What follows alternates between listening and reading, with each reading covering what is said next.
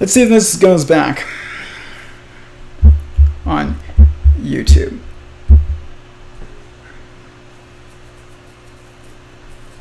Gosh, we had such a great audience. Such a great audience. I feel like that's from something.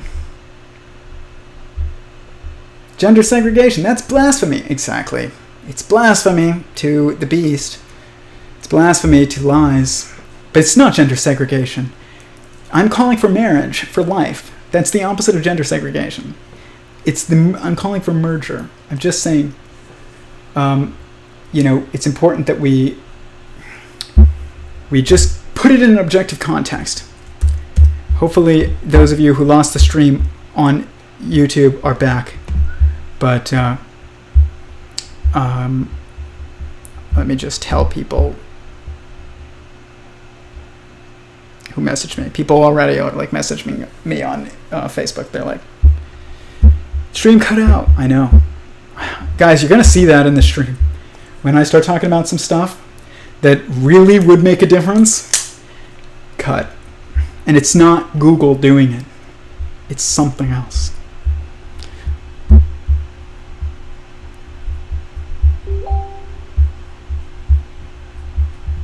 And it's back. Good. I'm glad you see it. There's something that happens when you are talking about something that will have an impact that is either too good or not good, and then something cuts it out.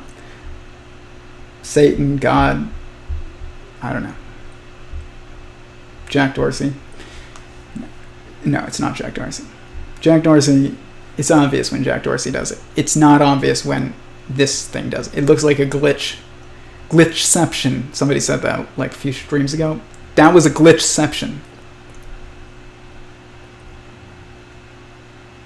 It's never when you're like sitting there talking about nonsense. It's always when it's really important. And it's not just random that happens. It's not random at all. Do you think that it's a pivoting for money, interests for more outrage engagement? Yes, but it's not just that they're pivoting for money. Like, because when you look at the tech companies, they're not there's no financial incentive for them anymore. Like, they're not catering to the group or to the biggest group possible. They're doing something else. Like, it's that one of the things that I realized, again, is that eventually all social media profiles end up being run, for companies, end up being run by women. All the tweets are sassy as sass can get eventually. Starts off always being run by men because companies are started usually by men. But then they become feminine, and even the men will realize, like, the more sass I put into this tweet, the more engagement it will get. And then eventually you just end up emergently hiring a woman for the job, and everybody's voice in the public space ends up becoming female, which isn't good, because now we're lost the male perspective, and the female perspective needs the male perspective. And we also don't want to lose the female perspective because the male perspective needs the female perspective. This is why marriage is so important. You can't just be like, only white land-owning men should vote. No, that's stupid. Should only married people vote? Probably.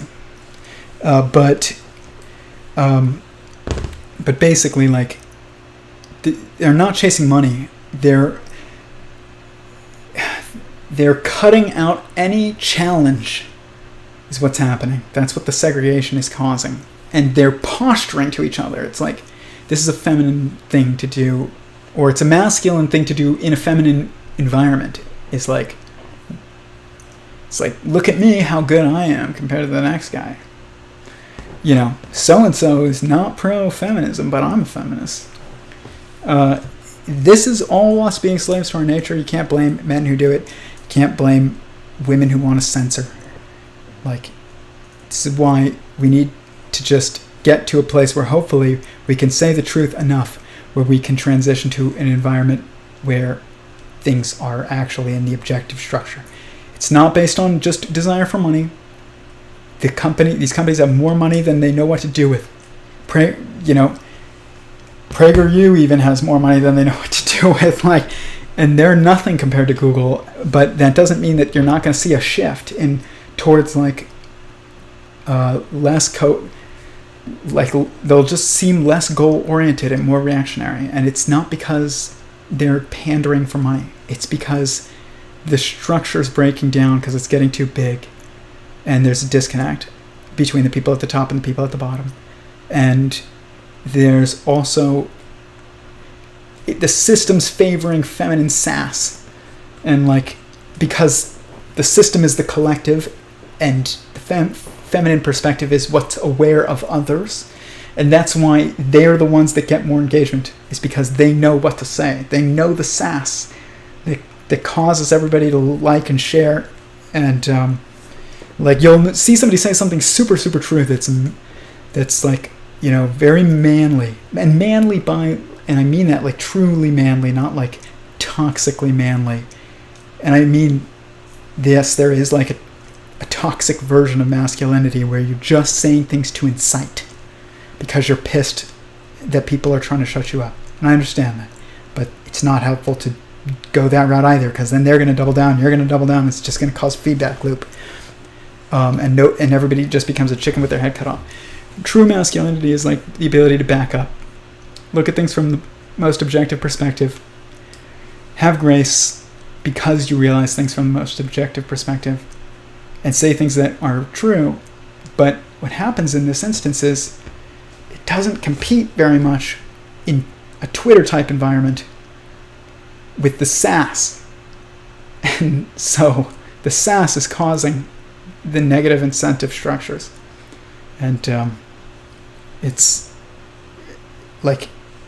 if you want to look at male influence on social media, look at how women pose when they're taking pictures on the beach, or look at how porn is not censored on Twitter at all. But you can't say that there's that someone is the gender that they were born as. This is it's totally nonsensical. It's not posturing for money. It doesn't even make sense monetarily, because you're cutting people out of the conversation. It's they're cutting on half of the world essentially, if they cut out people who identify with right wing perspective, or at least I'd say that's probably closer to 1/3 of the world, not half the world. And that also follows the 2/3, 1/3 pattern, which is why the right always loses in a pure democracy where everybody votes and we're not voting in an objective structure.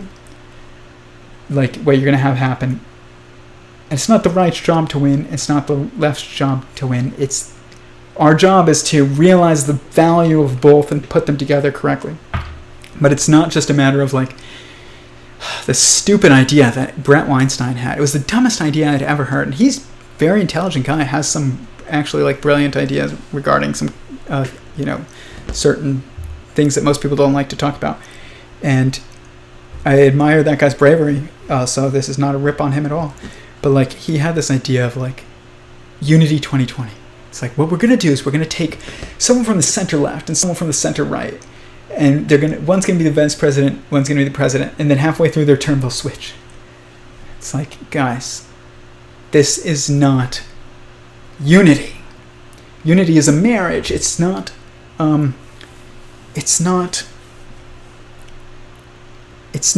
caving. It's building together instead of just sacrificing and going with this mediocre central perspective that's non-controversial. That will fail because it's not true. Marriage is the objective perspective. It's people on the right are going to hate this, but if you wanted to look at what's the difference between objectivity in politics and subjectivity when it comes to sacrifice, because sacrifice is a necessary part of reality, what would be objectively true is, instead of saying, guys, we're going to allow abortions, but only an abortion is the feminine self-defense. Okay? That's what it is. You have to recognize what that is and give people grace. Men are not making women feel comfortable having babies. Women do not want to have abortions naturally. It's that their nature is holy crap, this guy, then got me pregnant. He wants nothing to do with me, and he's not going to be a good father. And like, her nature is telling her that this is dangerous, if to keep, because that's what happened, like in caveman times. And so, but people will say is like, oh well, we're only going to allow abortions before the 3rd trimester, and that's going to be our compromise. And then the left will be like, well, we're going to allow people to only have, bolt-action rifles. And that, because that's the male self-defense. It's the Second Amendment, the ability to be armed. And we think that this is sacrifice. This is moderate. This is stupid. And that's why it leads to war, politically. What would be real sacrifice is for men to recognize why some women want to get abortions and allow for them to do it, but also to take responsibility to be good husbands and parents and fathers and not make women feel the need. That's how you decrease that. But then the sacrifice on the other side of this would be from the feminine perspective, to allow men to be armed and like with whatever they need to be armed with in order to have self-defense. I'm not talking about offensive things like chemical weapons or nukes or something. That's where we get stupid. But I'm talking about things that are capable of being used for self-defense. That's what abortion is. That's what also the Second Amendment is. And true sacrifice is recognizing this, allowing both, and then embracing your responsibilities to create a structure where we don't need to use either. Okay? This is the difference between objectivity and subjectivity. A subjective perspective versus an objective perspective. Moving from, oh, I'm on the right, I'm on the left, to away from, oh, I'm moderate, to being like, no, I'm truthful. Moderate is not the path forward, but neither is to be, reactionary right or masculine, or reactionary left, feminine. It's to be actionary married. That's what it is. That was cool. Like, I've never said that to anybody, and other than like Paulina and my siblings. So now you've heard it. But this, like, the ultimate rights for the right are Second Amendment. The ultimate rights and the ability to say what's true, very important. And the ultimate rights for feminine perspective is to have sovereignty over those who are inside of you, like an unborn. Women are the king in that world. Just like we are inside God and He is the king, He gets to decide what happens to us. This is also true of women and the beings inside them. It doesn't mean that certain actions aren't immoral. It means that they're in charge. You have to give people, acknowledge their responsibility. You don't take away people's responsibility and then expect things to get better. Women are responsible for what happens to even the bodies inside them. Inside, outside, separate, and oneness are the 4 primary perspectives. This will make sense of this concept as well. It's like, what is inside? Well, when you look at my model, it's separate and oneness. It's not a separate body or the same body. It's both. And you got to acknowledge that if you're going to acknowledge the truth. And they are the boss of that world. And you have to let them have it, even if they're going to make the wrong choice. Because it's their responsibility to handle it. Just like it's men's responsibility to defend the home. So you got to give them the ability to do it, even if it means that, allowing for certain mistakes to be made. How is the stream on YouTube? Is it working?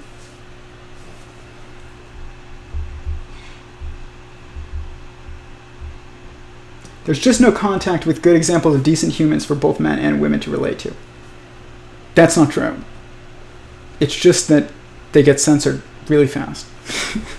Which is why go on my website, scroll to the bottom of the front page, and sign up for my email list, please, and follow me on Twitter, on Instagram, on Theory of Every0ne, on my Instagram, Tyler Marshall Goldstein, on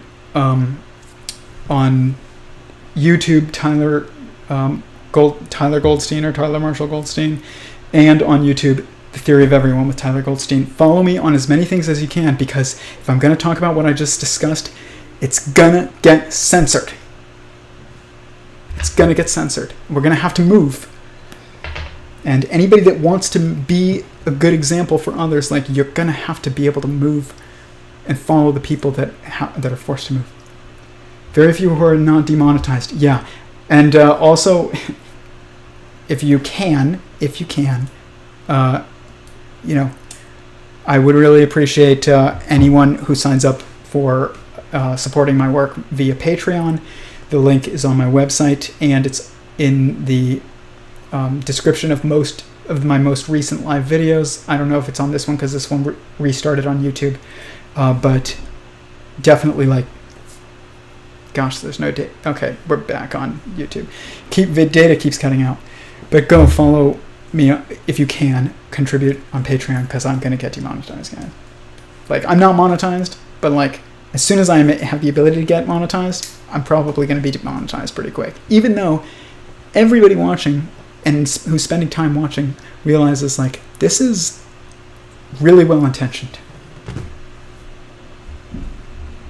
Like, as well-intentioned. It's not that other people don't have as good of intentions. It's that their context isn't objective, and that even means it even hampers your ability to be giving people grace. So if you don't have an objective perspective, it's hard to give people grace. So you got to even realize that. And like, why isn't that person as nice as Tyler is on a stream? It's like, because they just don't understand the right perspective. It's not because they're bad. I get very angry. Like, there were times when I could not talk about previous employers on my live streams, and I purposely avoided it because I was super pissed and I didn't want to say anything that I would regret later.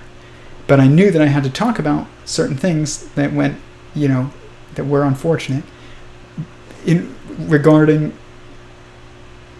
how institutions break down and gender dynamics in the workplace, and also, how our work environment is anti-family. And if you can work from home, you should.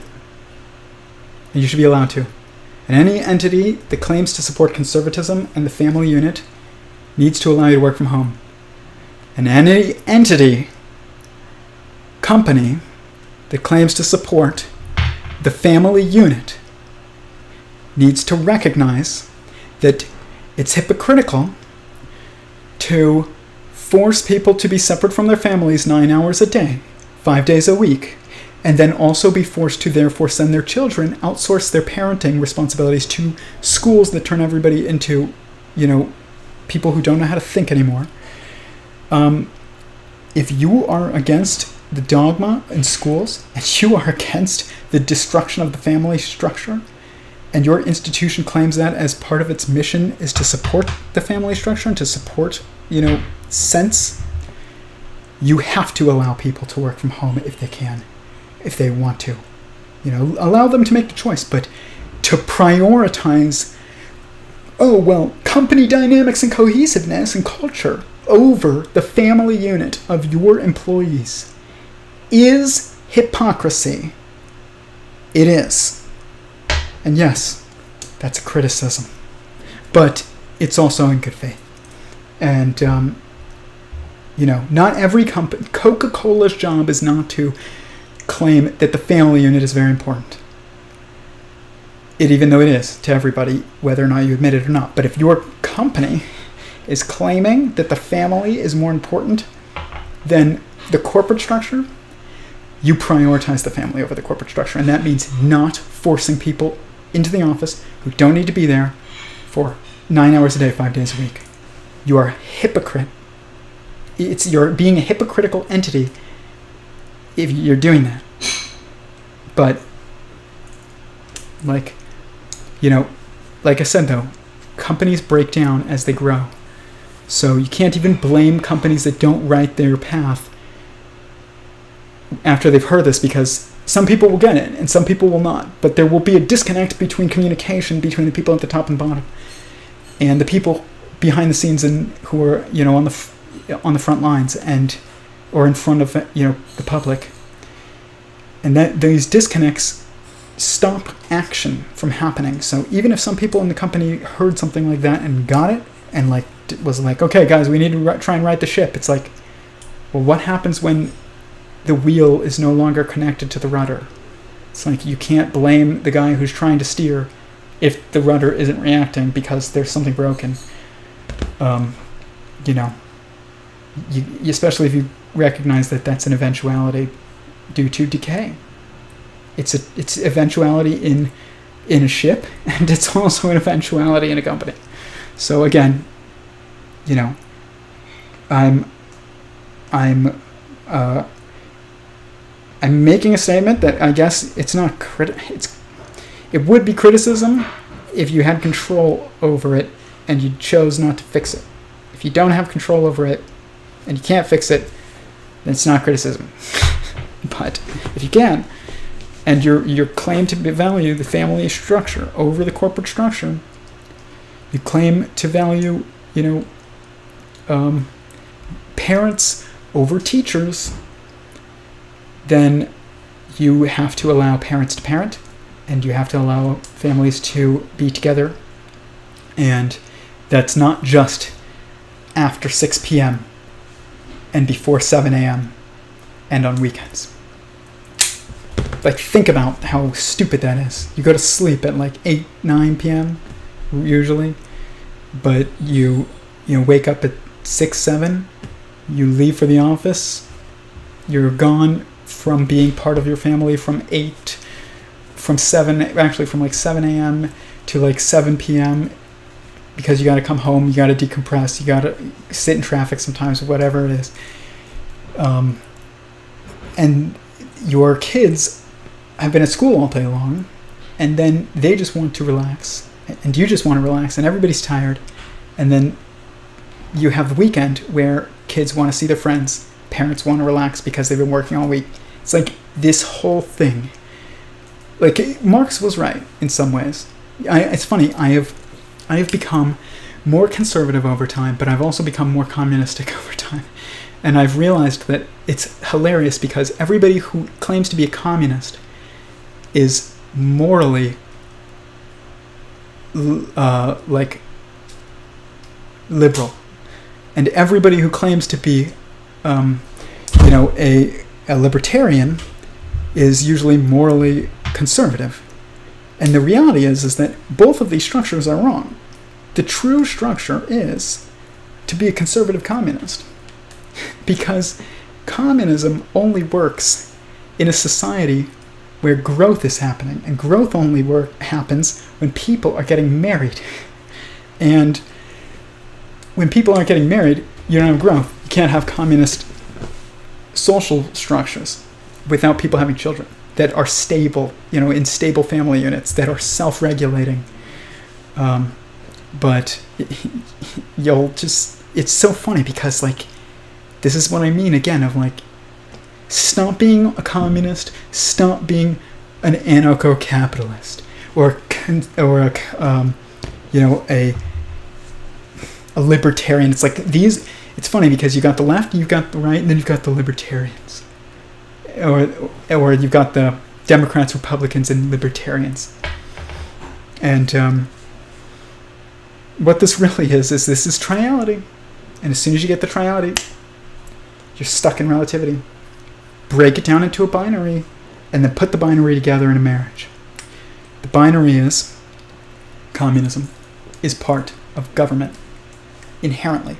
Can't have government without the concept of communism, of a collective social structure and contract and benefit system too. But you can't have that without growth and peace. And growth and peace are only incentivized in marriage, which means you can't be a communist without being a conservative. And that is choosing the path of truth, rejecting the relativistic nonsense, the triality, the libertarianism, the communism, the capitalism, and just saying, you know what? I'm pro-truth. Screw all of you. Truth is a binary degrees of freedom that unite in a marriage. Okay? Communism, which is collectivism, collective benefit system, collective contract, merged with individual responsibility, and the reality of an individual is always a self-replicative structure, and humans can only replicate marriages. They cannot replicate, a man cannot replicate a man. A woman cannot replicate a woman. Men and women together replicate men and women. Marriage is the objective structure, forward, towards growth. And, marriage incentivizes peace and growth. It's the only way. It's funny, there's this guy who I love listening to on YouTube. He's a rabbi, Orthodox rabbi, goes by Rabbi Manis Friedman. He talks about sex a lot. And he was talking about intimacy, and he was like, we have decoupled intimacy from sex. And people think that procreation is like the conservative mentality, religious mentality on sex, and that's partially true, but it's not just that. It's about intimacy, and you can't actually have intimacy if you also are sharing that whatever that intimacy inherently requires that it's restrictive to like a certain person or a certain group of people only. That's it. But if you're just like, yeah, well, do what you want, it's like intimacy is destroyed. Even if you're like, oh yeah, we're being intimate. It's like, no, how many people have you slept with? What's intimacy? But you need intimacy to form strong relationships, because when you're intimate with somebody and you've done things and shared experiences with them that you haven't with anyone else, it causes actual bonding. And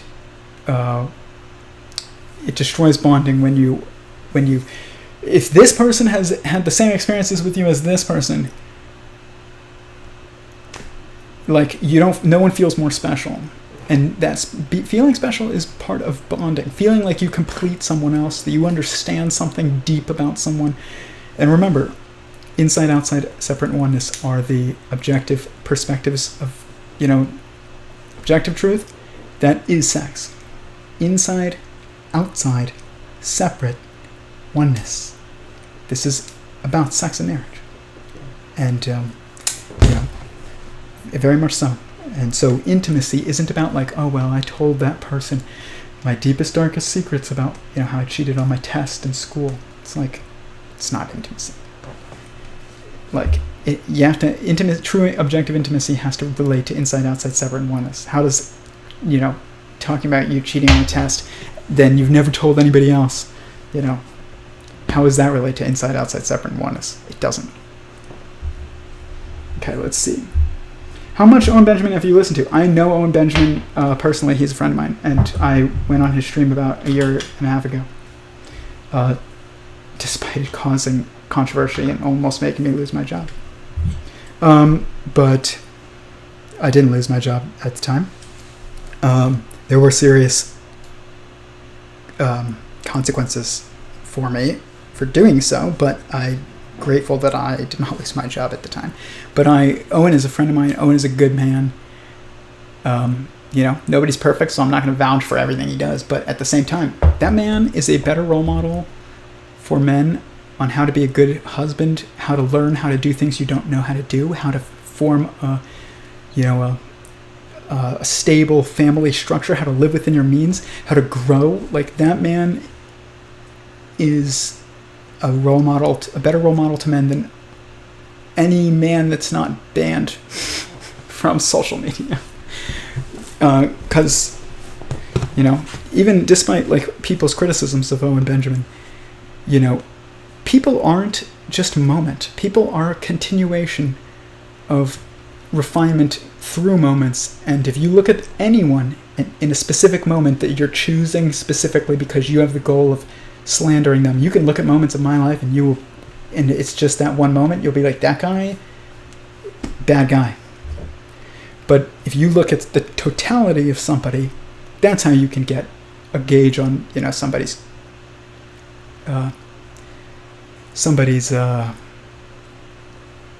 character, I guess. That's why live streaming like this, or like Owen streams, they're so consistent, they're long form, they're detailed, they're deep, they make mistakes here too.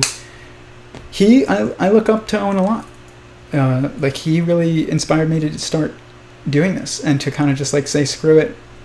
Don't worry about whether or not you say something wrong, or, just go on, try and be honest. And even if that means like expressing your anger, and we all have moments where like we drop the ball and we express something that we shouldn't have, or there's also moments where you express anger where you should, in the right, and you do it in the right way,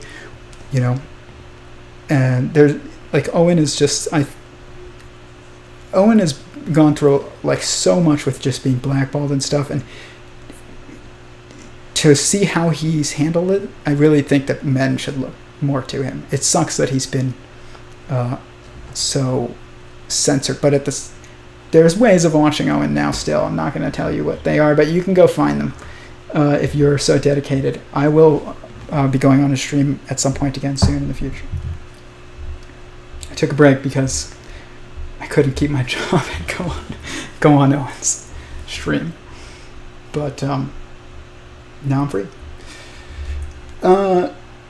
Which was always an inevitability. It wasn't like waiting.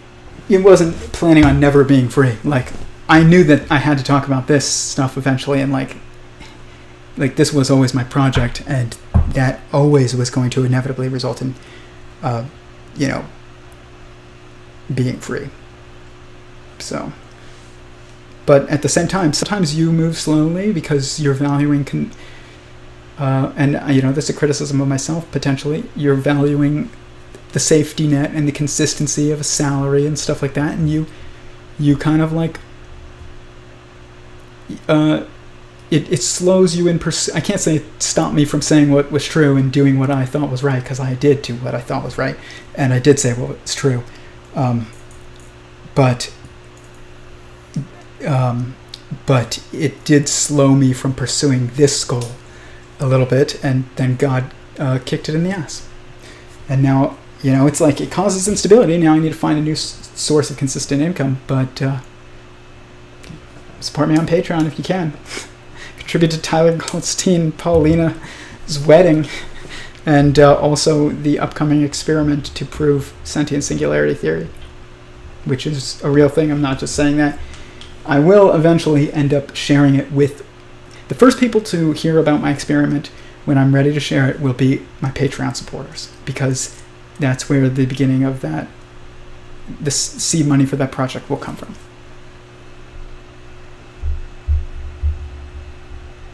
I'm the greatest role model for myself.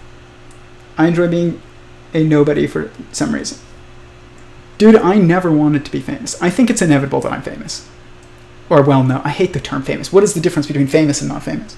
There is no difference. But I think I will be well-known. I don't want to be, actually. I want to share what I've found with a lot of people, but I'd love for it to just like be, Bitcoin status and just like come out of nowhere and nobody knows where it comes from, but somehow I get, paid enough to survive from it and nobody knows who I am. That's not going to be what happens, unfortunately. I don't like being well-known. It's cool talking to you guys, but I've been written about and slandered in the media already for going on Owen Benjamin's show, and it's not fun. Eventually you just ignore it because those people are idiots, but nobody wants to be a target, and you're a target if you're well-known. I don't want to be a target, but if I have to be a target in order to bring Sentient Singularity Theory to the world, then I will do it. I wish that I could do it and also maintain anonymity, but it's impossible. That was interesting. dude, don't call yourself schizophrenic, it's gaslighting. I never called myself schizophrenic. I said people will call me schizophrenic. I'm not schizophrenic. I don't even know what schizophrenic means. I don't think any of us know what schizophrenic means. But, I mean, it does come with a problem, obviously, that we can see, where people are no longer able to, like, react to the same reality that is the collective narrative that we all agree on. They're reacting to other things that you can say are in their mind, or you can say are coming from somewhere else that we can't see. It doesn't matter. But there's a disconnect there, and like of their own. It's more, honestly, it's like more a disconnect between themselves and themselves. It's like this company thing that I said. It's like when they don't know what's right, what's true and not true anymore. That's the problem. It's not whether or not, I go on the Discord server and everybody's like, oh, you're insane. It's like, dude, I know that I'm not. So it doesn't bother me that you say that I am. The problem would be if I didn't know. And I think that this is what people who we label as schizophrenics suffer from, is they don't know what's true. And that's unfortunate. I don't know exactly what causes that. But, people will label you crazy if you're like saying things that they don't understand. But it's clear that I'm very self-aware. I'm just also willing to continue down the path that I'm going down, even if nobody else, or if most people, think it's nonsense, because I know that it's true. And I know it's true not because I'm arrogant, but because I've mathematically dissected it and compared it to things that we do assume are true for 5 years.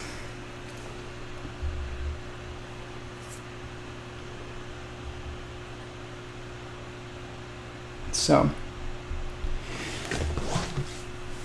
that's that. Does anybody have any questions? We might wrap up a bit early. We might not. It just depends on whether where it goes from here. It was really packed for a little bit, and then it kind of cut out. Anyone interested in Tyler's Patreon for future content that may not be available on YouTube can also Google Sentient Singularity Support. Yes, thank you again. Chris is always on top of the things I'm not. Or go to sentientsingularity.com and click support, and it will take you to the link. I would be I am incredibly grateful for any support. It doesn't even have to be monetary. You can share stuff, you can clip stuff, you can put it out there, you can just attend and contribute. I'm grateful for every viewer on here, even if you don't say anything. I do like engaging with people though more. It's makes it.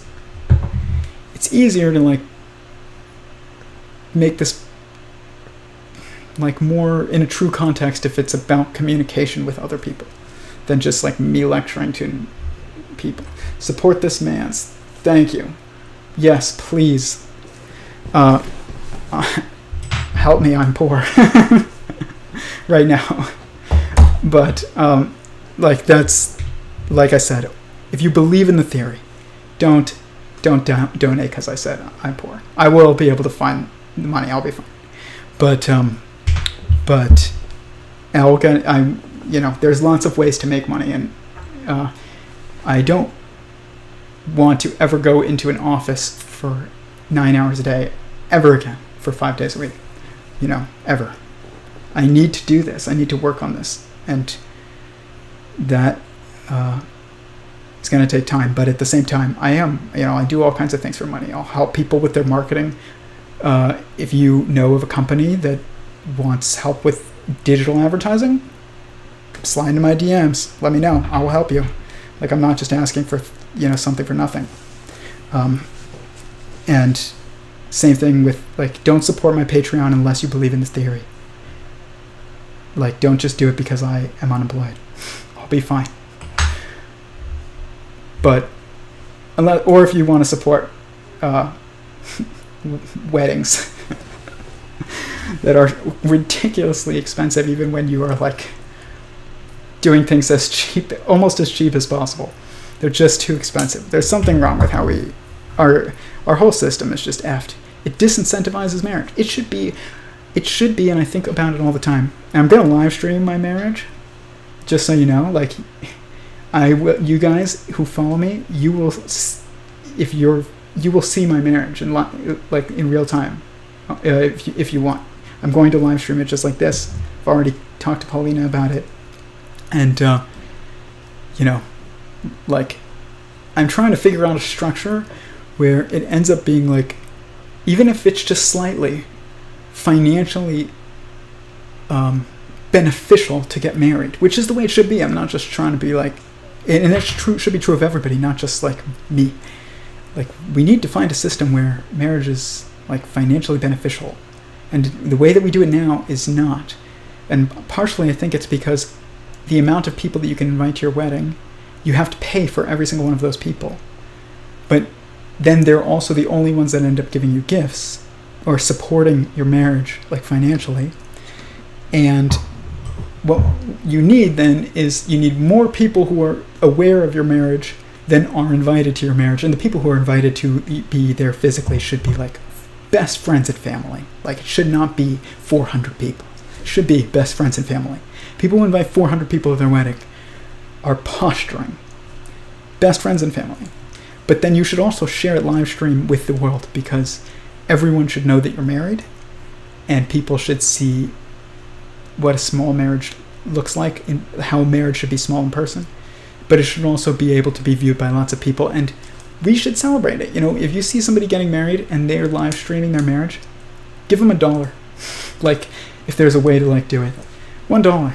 It's like, if 10,000 people see that, 10,000 people give $1, then you've really set up that person to start down a path that will maintain society. You've made it a financial incentive, culturally, to get married, which is what we need to do. Like, you can't just give people tax breaks. It's like, oh, it's going to cost you a ton of money, tens of thousands of dollars, but you'll get some tax breaks. But, it's just not good. You need real incentives that are political, like only letting married people vote, and real cultural incentives that are financial or political that have to do with rewarding financially marriage. You should be paid to get married. Like, literally, it makes economic sense to get paid to be married, whether that's through culture or whether that's through politics. It doesn't matter. I don't know which way is the best. Just saying, it is true. Society should somehow find a way to pay people to get married. It should not cost people to get married. It should pay people to get married. The sacrifice is in, you're giving yourself to somebody for life. That's the only sacrifice that you need to make. You don't need to make a sacrifice of $25,000 to $50,000. I'm not paying that for my wedding, don't worry. But I think the average wedding cost is like over $20,000 for not super rich people.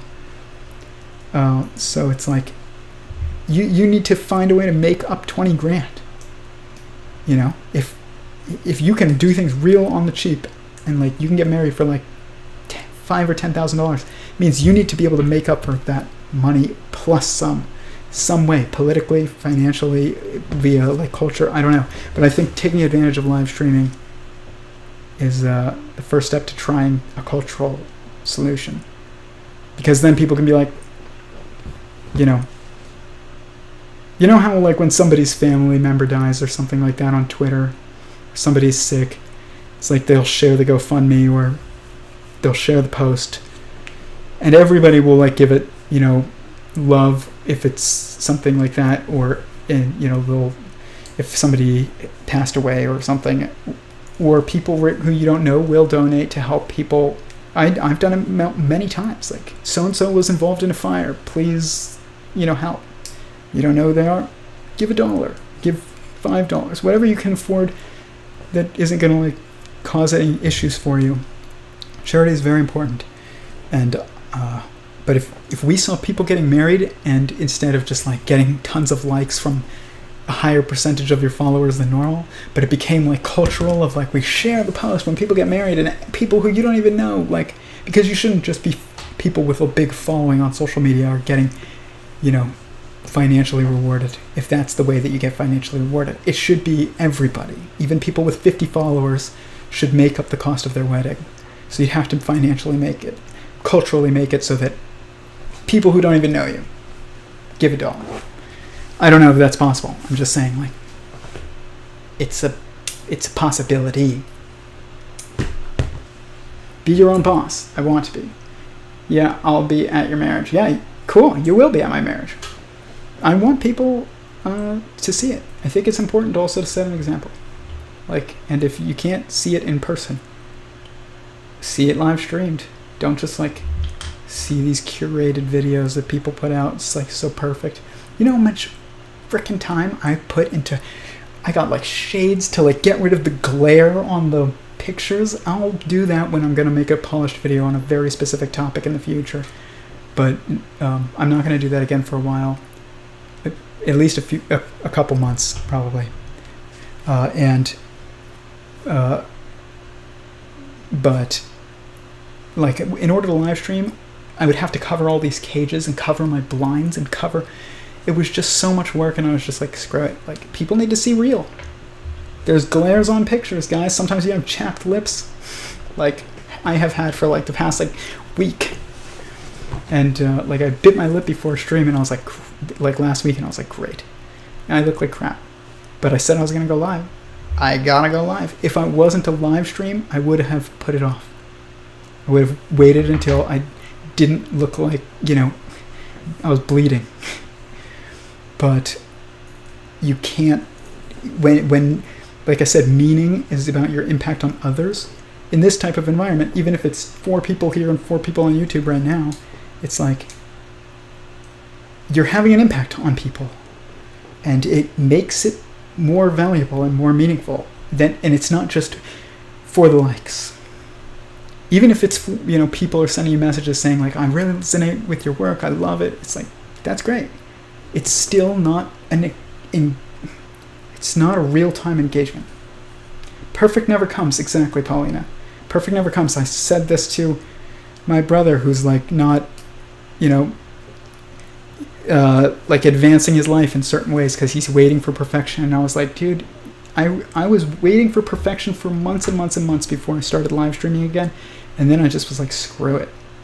I'm exhausted. I pulled an all-nighter trying to figure out how to use OBS, and then I was just curious, and I went live at like 6 a.m., you know, with bags under my eyes and, you know, chapped lips, and people loved it.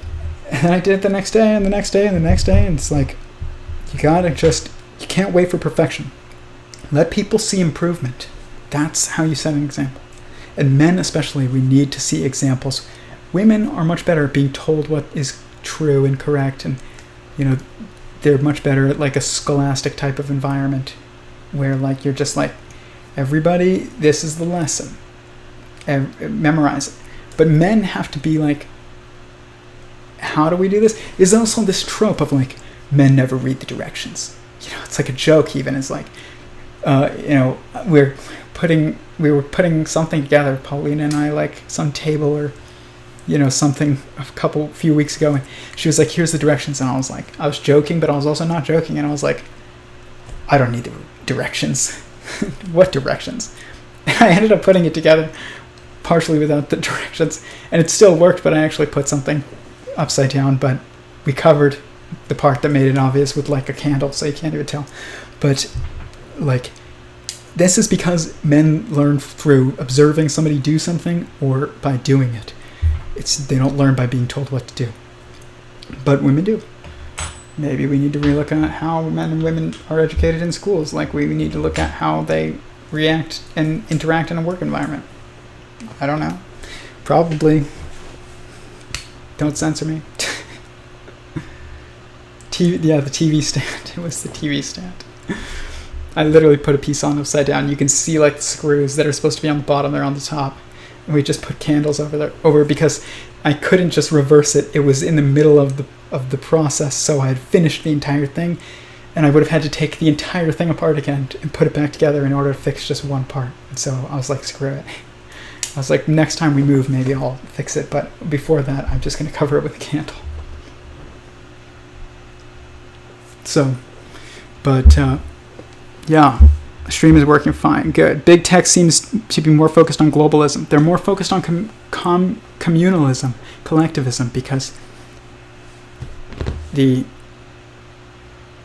feminine perspective that is good at sass, and it's good at retweets because it's good at sass, because sass is to posture to others. It's not about just like, I'm saying what's true.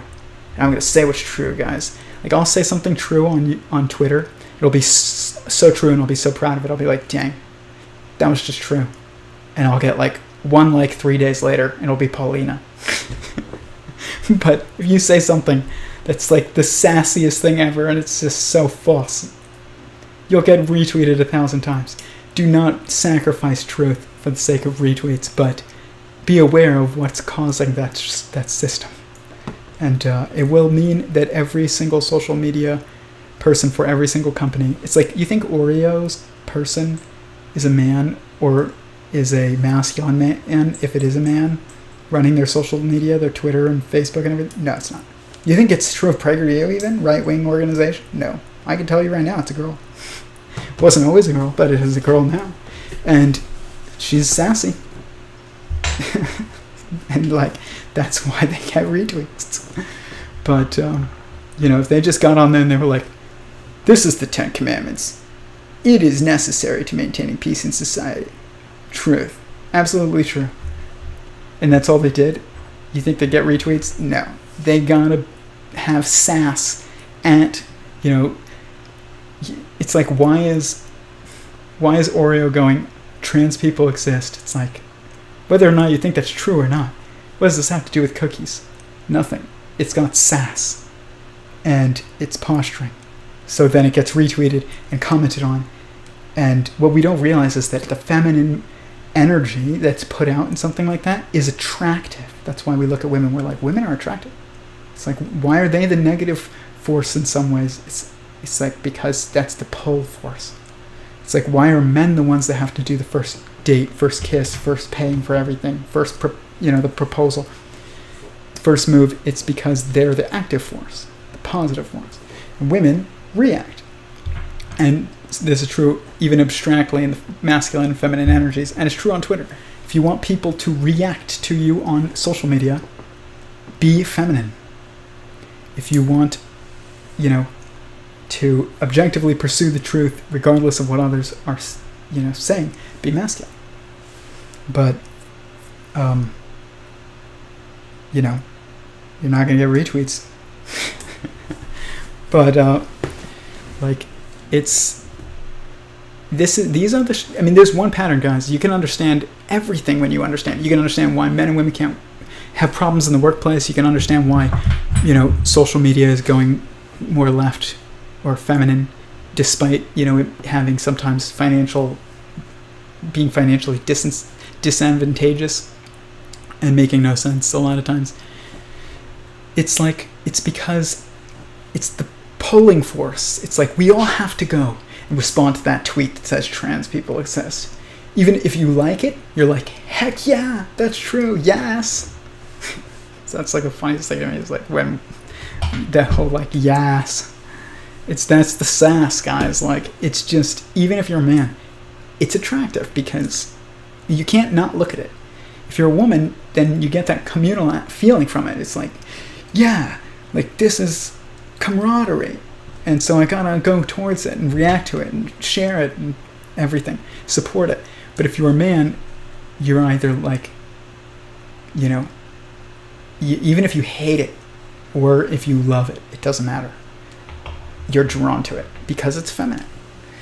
And it's like, that's why feminine projection of feminine energy on social media ends up getting you, like, even men are watching it, is because they can't even help but react.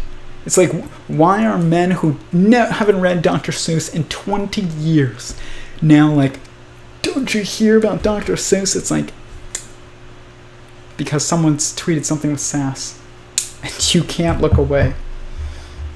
And, it's like, that's what's happening. It's all about masculine and feminine energies, and then creating a marriage between those masculine and feminine energies. Not a balance of, everybody's equal, everybody's got the same role, do what you want. This ends up making everybody meaningless and we descend into chaos. No, everybody has different roles. That's why they mean something to each other. And it's how you get marriage instead of a war. Thoughts on prayer. I pray all the time. I pray all the time. I pray every night multiple times. I pray all day long. I say the Shema, like an abridged version of it, every time I feed my dog, because I'm just grateful to even have the ability to feed my dog. It's funny because I will forget to pray before I eat if I'm by myself. I will never forget if I'm with Paulina or if I'm with other people even. I will remember to do it even if I do it quietly because it's not, their normal practice or something. But if I'm by myself, I will forget to pray before I eat. And then sometimes I'll realize that and I'll pray post, be like, thank you for giving me that grilled cheese sandwich. And I realized later, I was like, why do I always remember to pray before I feed my dog? And I forget when it's myself. It's like you'd think that yourself is more important. But meaning is about your impact on others, not yourself. And this is why it's sometimes more impactful to pray when you're feeding your dog than it is when you're feeding yourself. Because you will not get meaning by feeding yourself. Pray all day, every day. Exactly. All day, every day. In your mind, out loud. I think it's important to say it out loud, even if you're saying it to yourself quietly. The Shema is a prayer that I say I say it in Hebrew and I say it in English at least twice a day, and it goes Shema Yisrael Adonai Eloheinu Adonai Echad, and what it means is pay attention, assembly.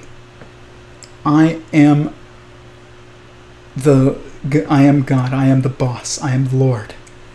And this is about how every consciousness is an assembly of consciousnesses that are within itself. It's a prayer that acknowledges hierarchy and the superposition between multiplicity and oneness. And it also acknowledges, when you think about its implications, that meaning is about your impact on others. I love that prayer. Shema means listen in Hebrew, but it doesn't just mean listen. It means listen with intent to act. Once I was, not once, but a couple times, I was in a, conversation with my boss where I was not happy about something. I was like, I've said this multiple times, this is very important. And he was like, well, I'm always happy to listen to you. I've listened to you last time you said it, listen to you now. I'm always happy to listen to you. And it's there's a difference between just hearing and listening, because you acknowledge that there's something about what this person is perceiving that is true, even if you don't go the entirety route of what they're saying. You don't have to listen to somebody just because they say something. It's my truth. It's okay, we're going to go with your truth. No, not necessarily. But we have to take their perspective into account and be okay, you might not have the whole truth, but you definitely have partial truth. And that means that it's worthy of me to change something if I take your perspective into account and believe that, you are seeing something true. And but my boss was just I hear you. That doesn't mean we have to do anything about it, or you have to do anything, or I have to do anything about it. That's only true if you think that, the opinion that somebody has is literally complete total nonsense. And if you believe that, why are they your employee or, your friend or anything? Really, your spouse, it doesn't matter. If you think that somebody has some kind of legitimacy to their worldview in some way, you have to listen, Shema, their perspective, and then feed it into what you know too, and then adjust accordingly. It doesn't mean you have to listen and do exactly as they say. You're not supposed to do that. But if somebody wants one thing and you want another thing, but you can see that this person has a point, make some adjustment. And this is the point of what we're supposed to do when we listen to God. You're not necessarily expected, I'll say this. I'm not going to say you're not supposed to, but I'm going to say you're not expected by God to be perfect. But you are expected to act on what you know or what you believe is true, if you believe it comes from Him, especially, or if you believe it's what He wants or what He's telling you. You're not going to start the project He wants you to start the day that you receive the revelation, but work towards it. And same thing with, like, if you're the CEO of a company and one of your employees comes to you and is like, listen, I think this is real, and you respect that person enough to employ them, make some adjustment. Doesn't mean like you have to do exactly as they want. You probably shouldn't do exactly what they want, but you should make an adjustment.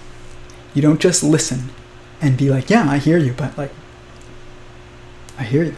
It's like, no, shema me. Like, listen with intent. That's what it is. Don't just sit there,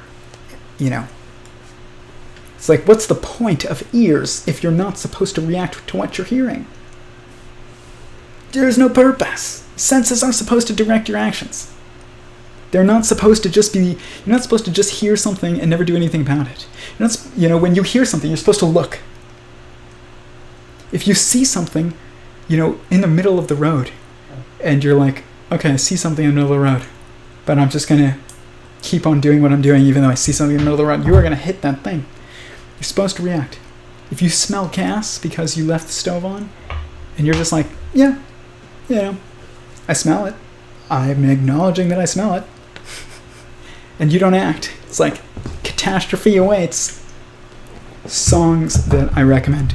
I love Kanye West's Jesus is King. I think it's brilliant. Like, I think it's so brilliant. Listen to the live versions of it. Like, there's mistakes that are made, but it doesn't matter because it's realer, and it's just more beautiful because it's realer. I recommend that. I love lots of music, guys. Let me think about what kind of music are you thinking about? Like, I love some classical music. There's country music I like some rap. As far as contemporary music goes, the Kanye West album is the leaps and bounds beyond anything, just because it's so deep and also so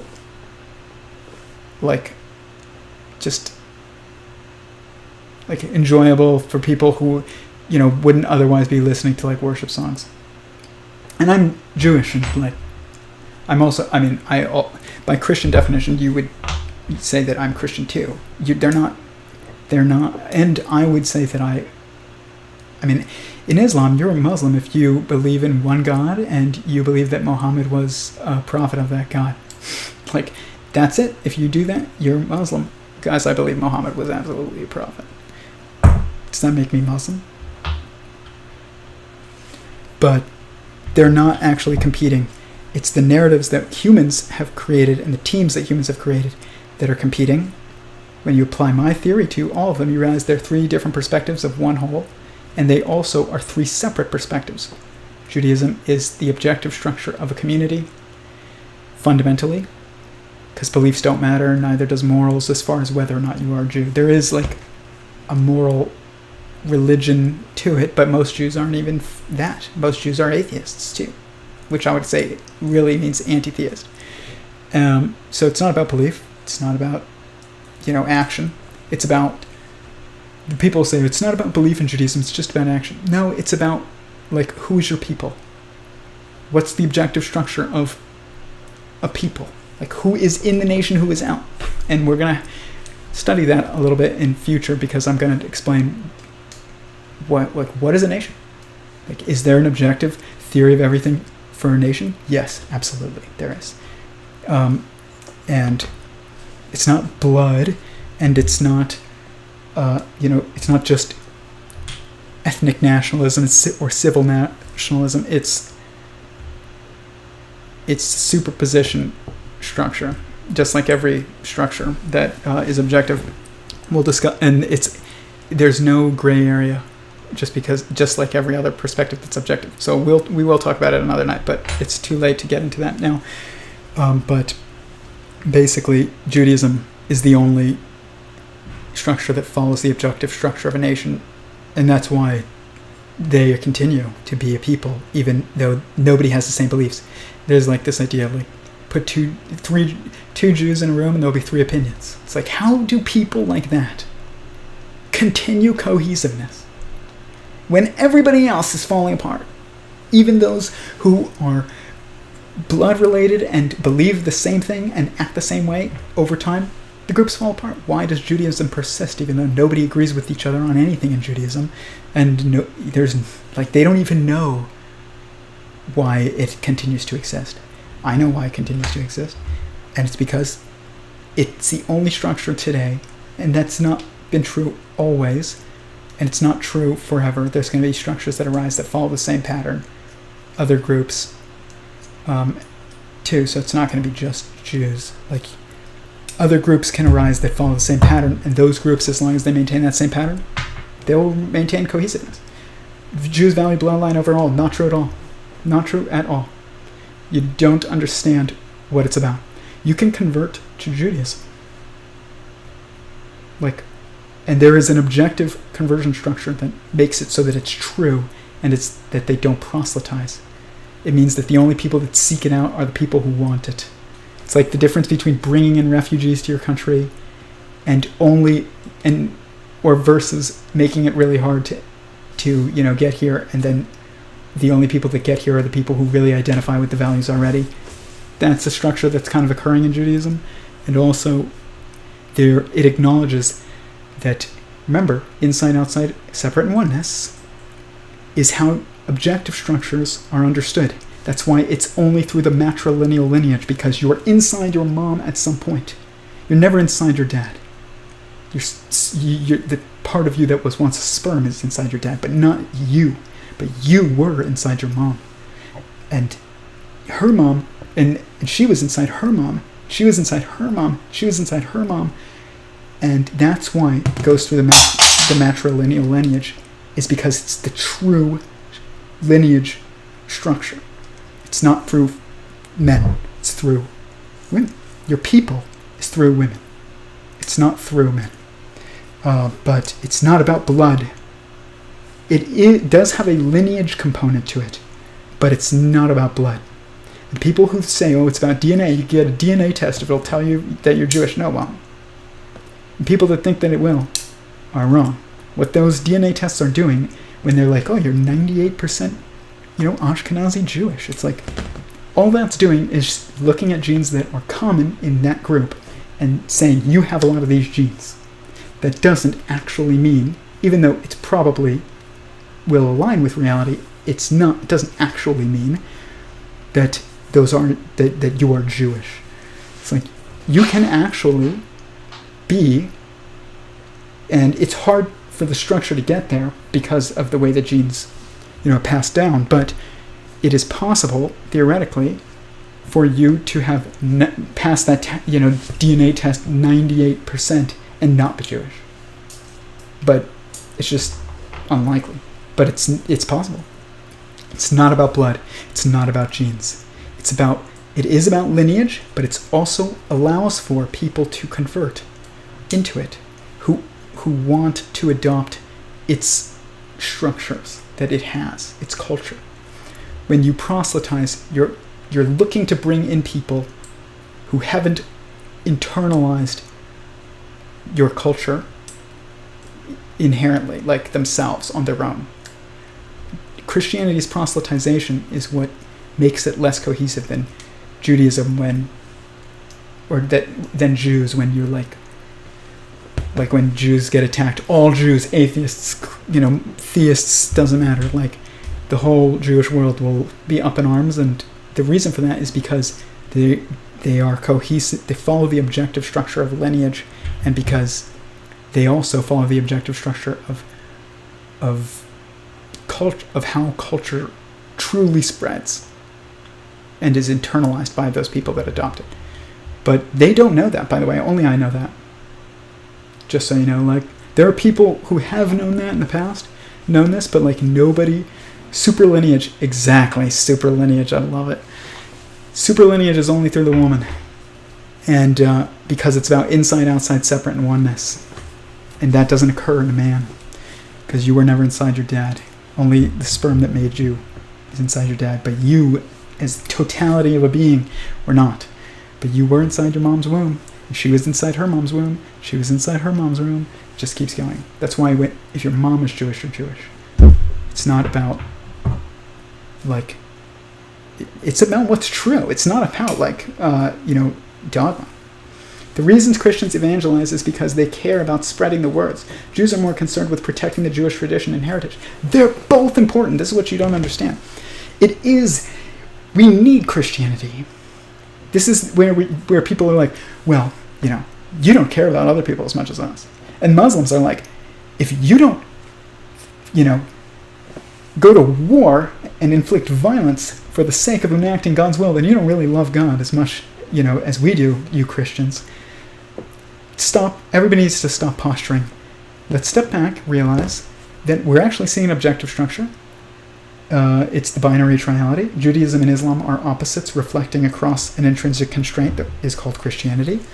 And there are also a triality of generationality. And each one is here to teach us a different lesson, not the same lesson that's competing. Islam is the truest, it is the closest thing to how you should act, is what the Quran says. Women are supposed to cover their hair. It is the objective standard of modesty. That's the truth. Like, Muslims live closest to what the Abrahamic faith was, and to what, even Jesus, like how he would have taught us how to live. Like, as far as culture goes, Islam got it. As far as who is your nation, who is your people, who is your tribe, Judaism got it. As far as what is the Messiah, and that what is the cornerstone belief to personify God, that you should judge every other thing that you know by in your life, Christianity got it. Christianity is the closest thing to the objective truth or the cornerstone belief that you should have to judge the rest of the world. Judaism teaches you how to... Christianity teaches you what the Messiah is. And who? Judaism teaches you who is your people. And Islam teaches you how are you supposed to live your life. Guess what? Everybody needs a culture that's true and objectively moral. Islam. Everyone needs to know who their people are objectively, not subjectively. This is why nations are falling apart, and why you won't see Israel fall apart is because it's the only one that, and they don't even know. They don't even know why they're doing what they're doing. Nobody knows what they're doing in these traditions. Scripture causes a wave to form in humanity that just continues to perpetuate, and nobody even understands the original cause that well. And that's true of every faith tradition on earth. No faith tradition gets it more than the others. They all understand different things more than the others. And they're here to teach us different lessons. They're not meant to be competitive, and anybody who thinks that they're meant to be competitive is not understanding the theory of everything, and that is that it is a marriage to form oneness, not war. And that's true in faith traditions as well. Should you be a Christian? I think so. Should you be, should your people at least follow the same conversion structure and lineage rules that Judaism follows? Yep, every country on earth should. If they want to survive, forever, or maintain cohesiveness, for at least a very long period of time. Should you act Muslim, meaning submit to God and do what God wants? Yeah. Should you follow objective modesty standards? Yeah. Like, is it essential that we follow those standards in order to maintain a good and moral society? Yes. You cannot have women showing their hair in public and maintain a good moral society. Christianity led to, because it abandoned morals, it didn't abandon morals, because it abandoned objective source of morals, and it was just like, guys, as long as you believe, then you're good. Which is not, I'm not saying that when you extrapolate out, if you can, cognitively, you will get to the reality that, like, Judaism, Christianity, and Islam actually all promote the same morals, but Judaism abandons the soul of why we do the morals.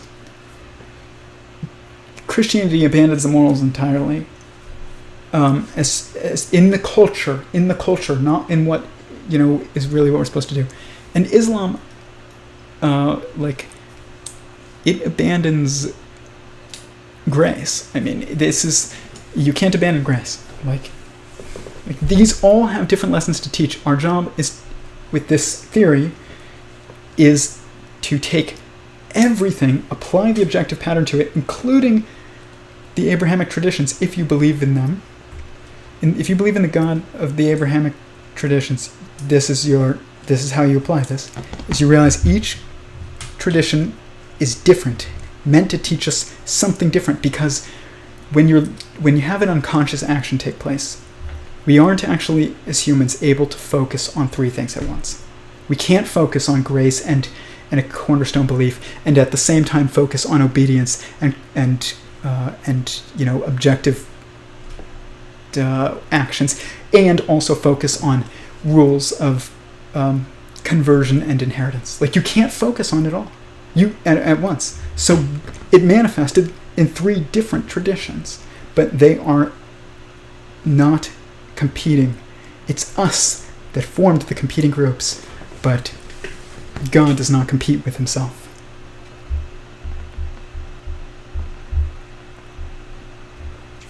God honor fatherland. Stop. I'm not even saying that that's false, but that's not objective. It's subjective. It is. There is something about honoring your mother and father that is very important. And, I'm actually going to do a review of PragerU's 10 Commandments. It's probably going to make everybody there have a heart attack, but I'm going to show why it's one of the best things on the internet, actually. But there's one thing that I do think Dennis missed, and I think everybody misses it, and it is regarding what does it mean to honor your mother and father. It's very interesting because when you look at the 10 Commandments, it's split into two tablets, and on one tablet is about our relationship with God, one of them is about our relationship with our fellow man, and on the one regarding our relationship with God is honor your mother and father, which is weird because your mother and father are not God. So why is it not on the side regarding your fellow man? And it's because it's about your relationship to eternity and infinity. And that means it's about your relationship with God, actually. Like, it's not just your neighbor in the finite moment. It's your parents are your connection to the infinite and the eternal. And I'm going to talk about it, but nobody talks about that. I've never heard anybody say it. If you have, then that's awesome. I'm glad that other people realized it, but I've never heard anybody say it. And there is an objective way to honor your mother and father. It's not. Dennis was like, I've called my parents every week since I moved away. It's like, that's important, but that's a subjective honoring your mother and father. What's the objective? What's the theory of everything? Honor your mother and father. To listen to them when you're young, and to take care of them when they're old. This helps maintain society. You can't put people in an old home. That's not honoring your mother and father. You have to take care of them. And like in your house, like you have to take care of your parents. It's like putting the shopping cart back after you're done with it. If everybody's just like, you know what, I'm going to leave it over here. It's like, we're going to have chaos, guys. It's your job to return the shopping cart. And that means taking care of your parents when they're old. I believe in you. Don't believe in me. Believe in Sentient Singularity Theory, because that's believing in one God. That's what Sentient Singularity Theory means. It means one God theory. But don't believe in me. But if you believe in the theory, go do it. Also believe in my ability to every now and then get something wrong, but I will say it's rare. With this, but that's just because I'll admit when it's a new concept that I'm playing with versus something I've tested again and again and again. That's the only reason why it's pretty rare that I'd be wrong on this stuff. Positive self-talk. That was interesting. So right wing are masculine, yes. I enjoy being nobody's support. Perfect never comes. Technically, God is feeding you and your dog. Yeah, exactly. God is feeding me and my dog. That's why you honor God when you feed your dog. It's like, I'm not feeding my dog. He sustains us all. You can't feed your dog if you don't feed yourself. Yes, that's true. So you should be more grateful to feed yourself, even for the sake of feeding your dog. That is true. But it's hard to see meaning when you're only focused on yourself. But you are right. You have to put your mask on first before you assist the person next to you. But that's why when God divides his energy by 3, he puts 1/3 of it towards creation. Keeps 2/3 of it to himself, because it allows him to keep his mask on first and feed himself first, so that he could feed us. I have an app that doesn't let me use my phone for a designated amount of time so I can pray. That's awesome. I like listening to Eastern Orthodox Christian chants. Very cool. Songs you recommend? I told you. Christianity is evolved Judaism. No, it's not. It's absolutely not. At all. Don't say that. That's stupid. I mean, it's not stupid. It's wrong. It's just wrong.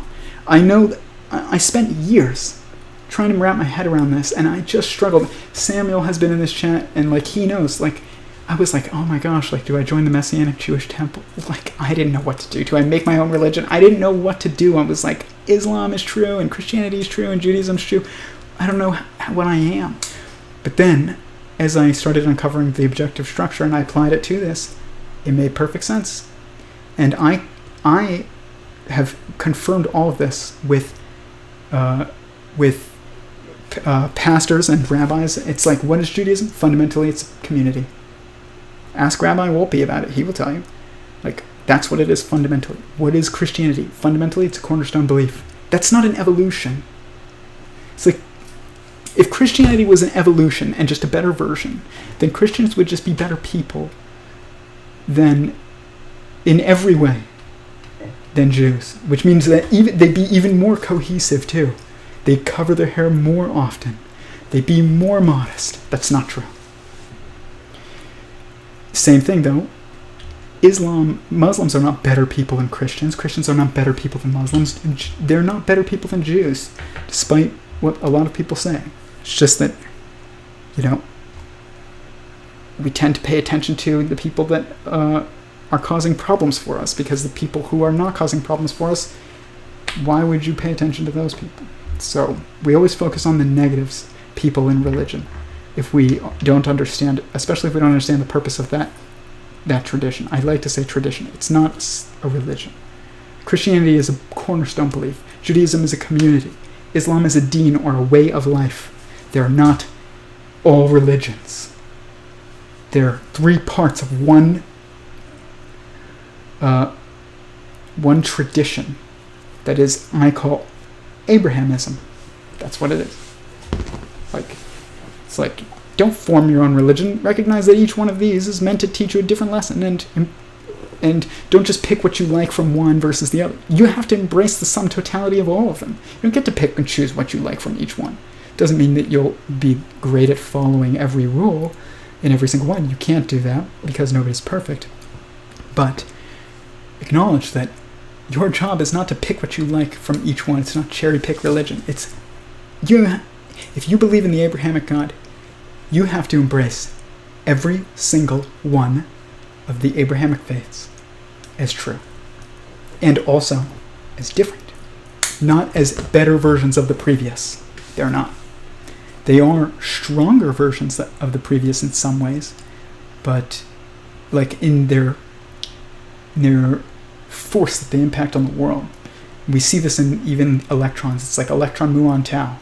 It's like a muon weighs more than an electron, and a tau weighs more than a muon. It's like Islam is a stronger, more violent force than Christianity even was, and Christianity is more stronger and violent than Judaism was. It's like each one spreads more than the previous because it's more forceful.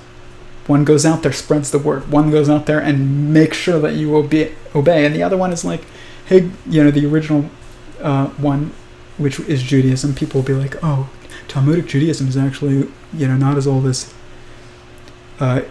Christianity. It's like, none of these are the Abrahamic tradition in its totality. And that is what you had prior to the creation of Christianity and Judaism. It was the Abrahamic tradition. It wasn't Talmudic Judaism, but it wasn't Christianity either. How can you have Christianity before Christ? You can't. Stop. And, but at the same time, people understood the Messiah at a certain point much more so than they do now, or than they did as time went on. Same thing goes with, people lived the way that Muslims lived back then. Women covered their hair because it was dangerous not to. It's like, as time, as we get more and more outside the garden, objective morality is incentivized less and less. Jews value bloodline overall? No. I mean, I'm a Jew. That doesn't matter. It doesn't mean you know. You don't know. Just because you're Jewish doesn't mean you know. It's awesome. I think it's awesome that you're Jewish by birth. Not everybody has to be, obviously, but like as a Jew, like that's cool. It's like seeing your cousin. Not everybody has to be my cousin, but it is cool to see your cousin. So, that's cool, Jordan. But just because you're Jewish doesn't mean that you know about Judaism. No Jews know about Judaism. Jews know less about Judaism than Muslims know about Islam or Christians know about Christianity. Jews don't know. Like most Jews don't know anything about their own religion. Otherwise, they would follow it. And they believe in it, and they'd realize what it is, fundamentally. What's up, y'all? Christianity was definitely oppressed for centuries along with Judaism. Yes. I mean, all of these have been oppressed and been oppressors at different times. Christianity and Judaism were both oppressed by Rome. Yes. Christianity spread out of sheer survival. Well, it spread because it was true, and you can't make the truth go away. It's like, good luck. That's why this theory will win, is because it's true. Even though it's not going to be retweeted with as much sass as, Sabine Hassenfeld, it's still going to win. It's like, truth loses the battle inherently, but it wins the war inherently. So, just know that. Don't be so upset we're gonna lose. It's like, guys, you're always gonna lose the battle and you're always gonna win the war. Chill out. Christianity spread of sheer survival, and they still are oppressed in parts of the world. Yes, I heard of your stream and very interested in a channel like yours. Where'd you hear about it? Informational reality? That's true. Reality is informational. But information is being processed by consciousness. That's the point. Torah is imperative to every Christian teaching. Yeah, the Torah is the math code of existence. Everything from the earth to you, to the Messiah, to everything. You don't get to just be like, oh, well, this is a new version, it's better. It's like, no, it's just we couldn't focus on three things that were different at once, so God sent them in three different times. The reasons Christians evangelize, yeah. I'm for Christians evangelizing. Tell the truth.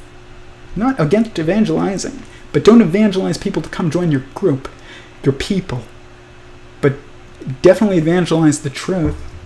But that doesn't mean you have to make everybody part of your family either. They can join if they want. You need to let them join if they want. That's very important. But you can't, you also, Like, if you're forcing somebody... My gecko's, like, freaking out. If you're forcing somebody into your group, then they're not really part of your group. And if you go up to people and you're like, listen, you're going to go to hell forever if you're not part of our group. And they join your group because of that, they're not part of your group. Like, if they find you on their own, they're like, gosh, guys, that makes perfect sense. I get it. I want to be part of that group because I see the truth in that. And they join on their own accord, they are part of your group.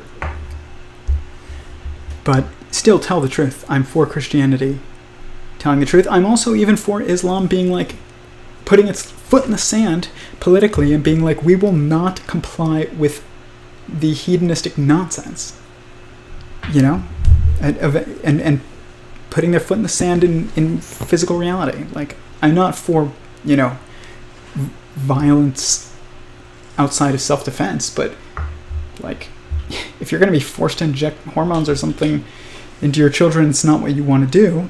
If it is what you want to do, I think you need the freedom to do it, because I think parental sovereignty is important. That means the ability to make mistakes.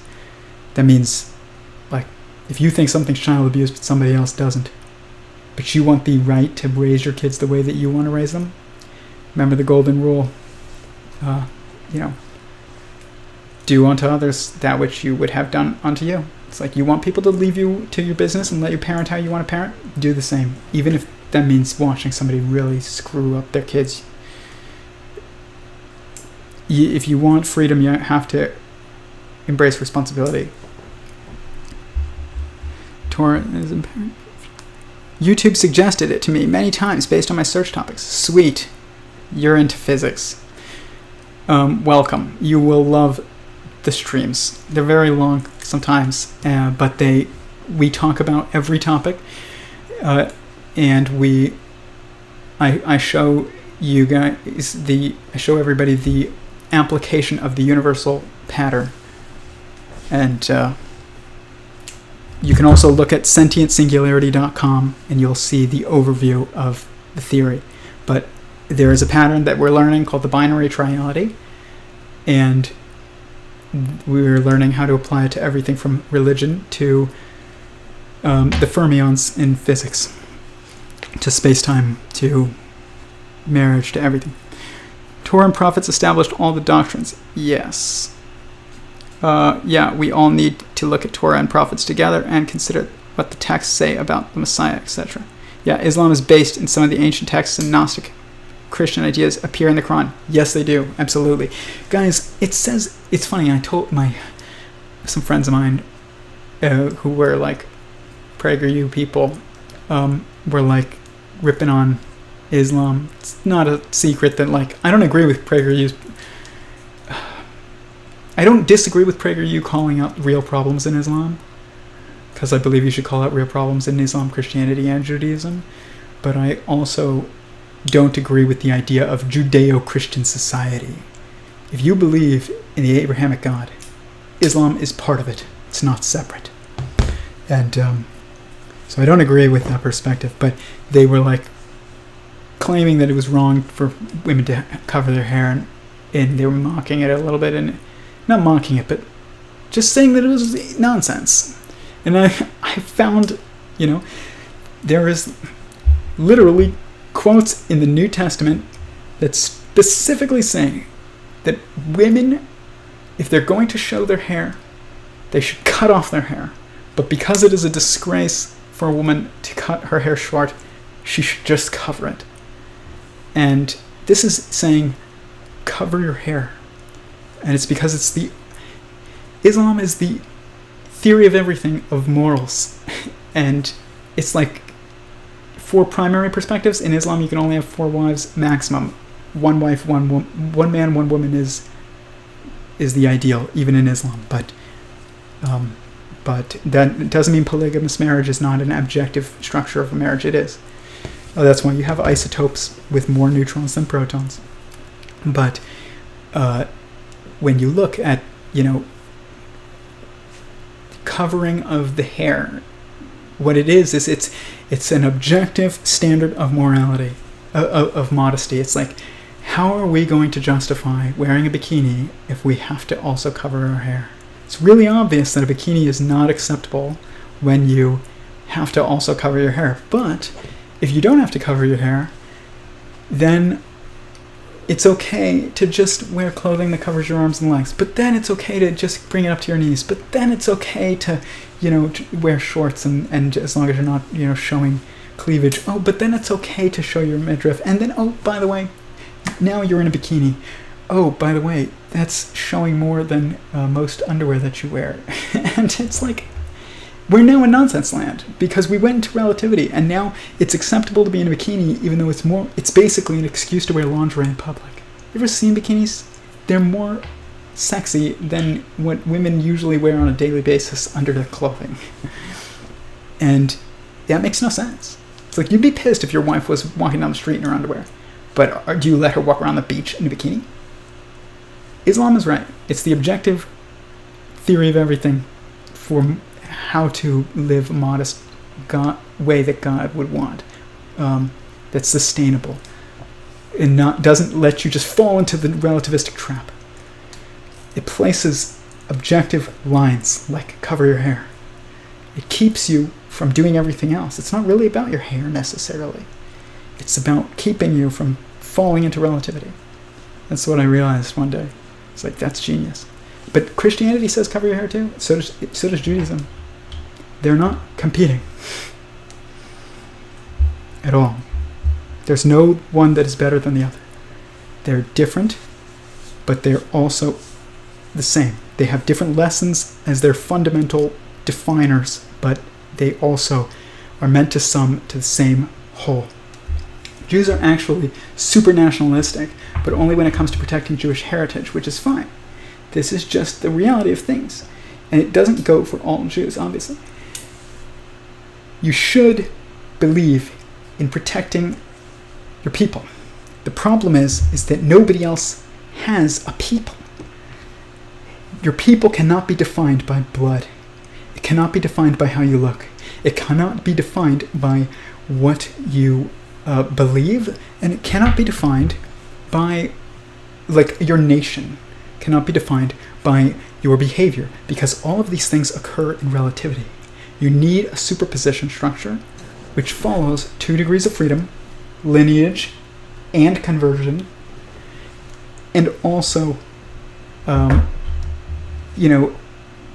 is objective, which is why it's not, sometimes it's through the mom, sometimes it's through the dad. No, it has to follow the 4 primary perspectives that form all objectivity, which is inside, outside, separate, and oneness. You are inside your mom, she was inside her mom, she was inside her mom. That's the objective structure of a lineage, and all lineage.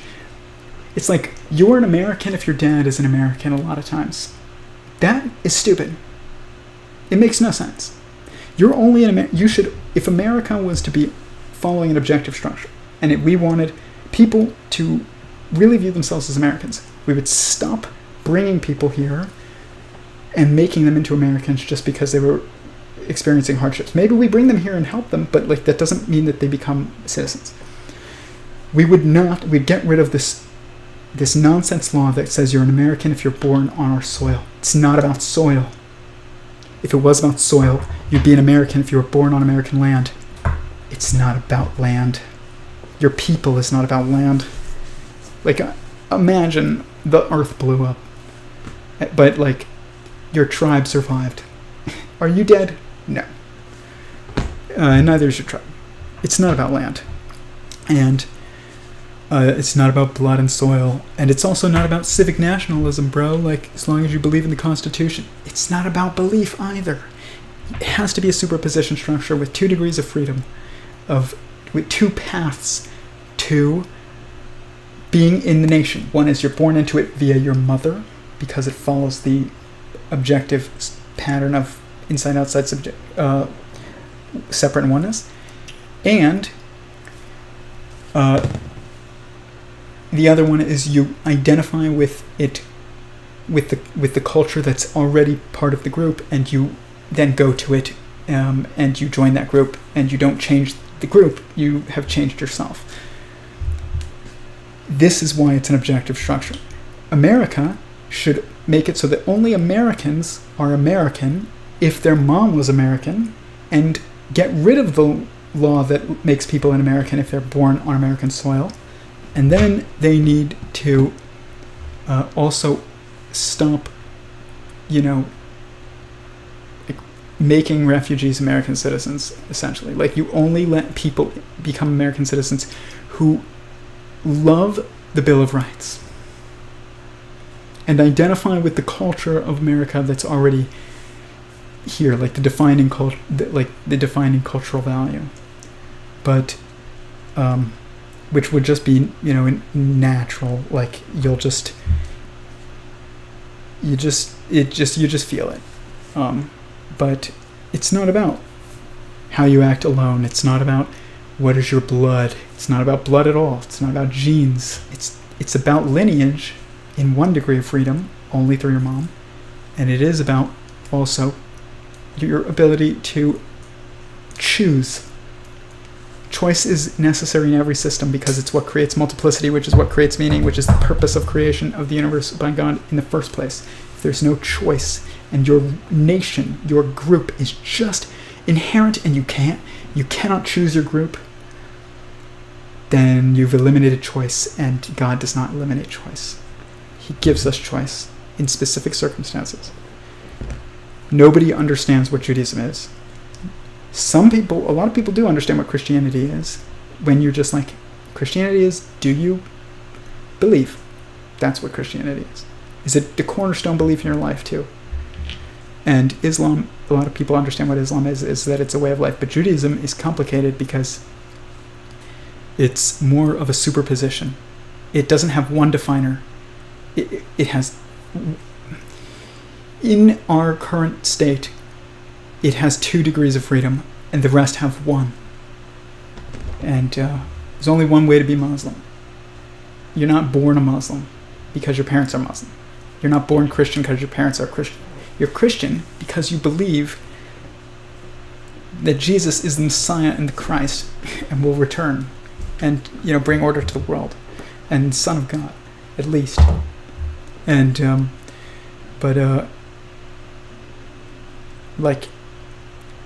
that's 1 degree of freedom. You're Muslim if you believe that Muhammad was a prophet of God, which will inherently necessitate you admitting that, like, you should cover your hair, you shouldn't eat pork. If you believe Muhammad was a communicator for God, then you're gonna take what he says literally and as important. But Judaism is weird because it has 2 degrees of freedom. They call Judaism the eternal nation. It's like, yeah, it's not the only one though.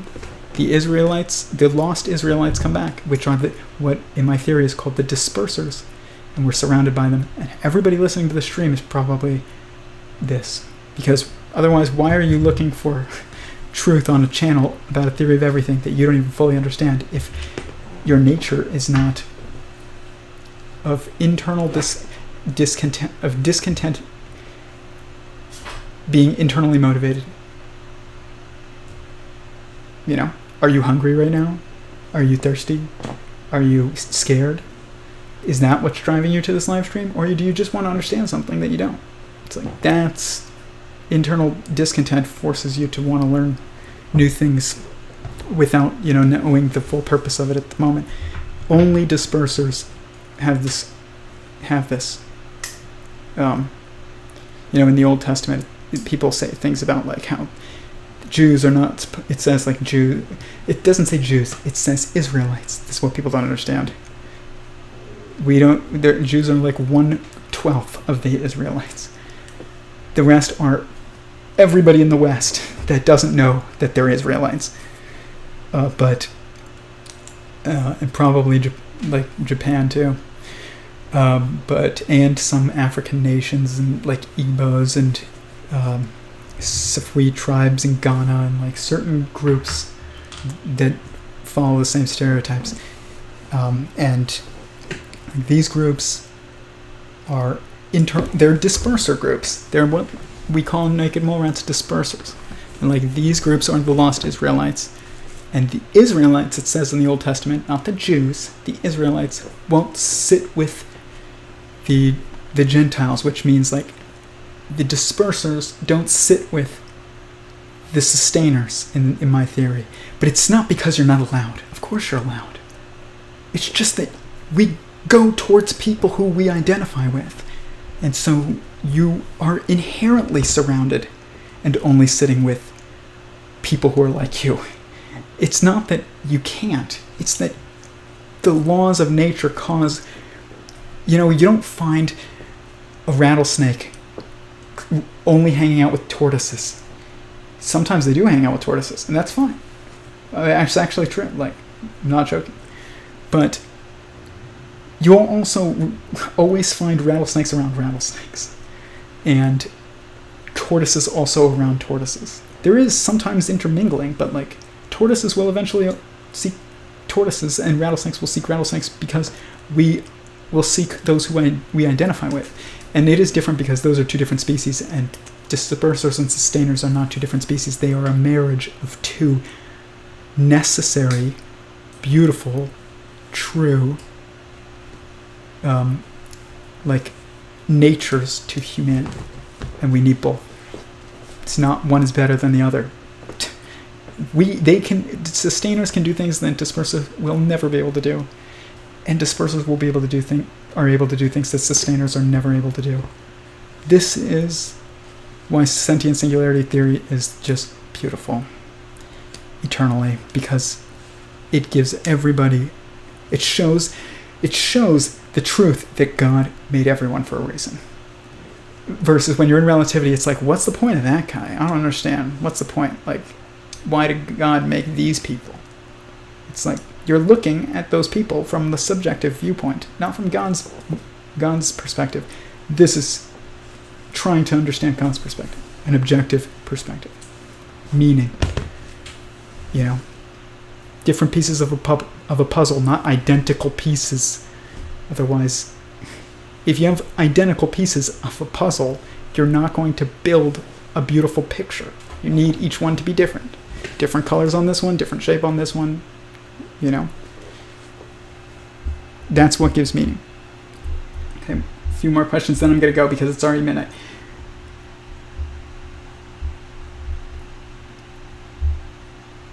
I'm not uncomfortable aligning with three religions when Christ says he's the only way to God. Everyone's on their own path, and everyone's on their own path. God decides. I understand, Christianity is the way to find is the way to personify God, is the quickest way to personify God. That's what I'll say. And that is important. And you can figure out why that would be important to, what Christianity says it's important to on your own. But it's important. But,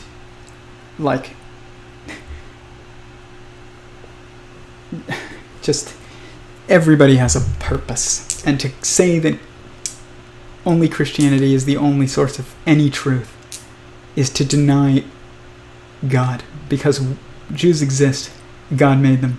Why? Muslims exist, and God made them. Why? Because he did. He had a purpose. And whether or not you believe I'm right about that purpose is one thing, but whether or not you believe that they have a purpose is important to whether or not you actually believe in God or believe in religion, which is different.